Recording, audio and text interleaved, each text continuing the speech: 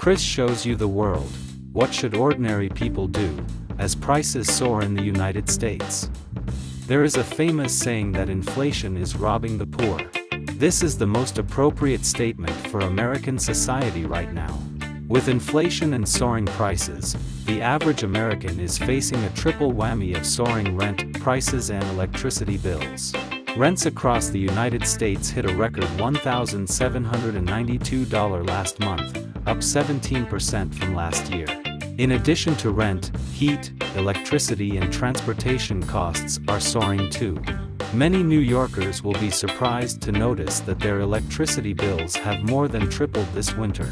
With recent tensions between Russia and Ukraine and the U.S. ban on Russian oil, gasoline prices are likely to remain high for an indefinite period of time. Statistics alone can't tell the severity of the situation, so let's make an analogy. If you are an ordinary American working class, unless you can get a promotion, a pay raise, or a policy-based large subsidies during this period, your wealth, even your accumulation of many years, will be swallowed up in the face of this horrible inflation.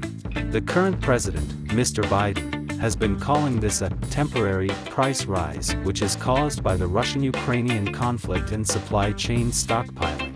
But for ordinary Americans, the nightmare of inflation seems to have no end. The anger with Mr. Biden and his Democratic Party was fully released in the midterm elections. 48% of voters said Republicans would do a better job of controlling inflation, compared with just 27% who trusted Democrats would.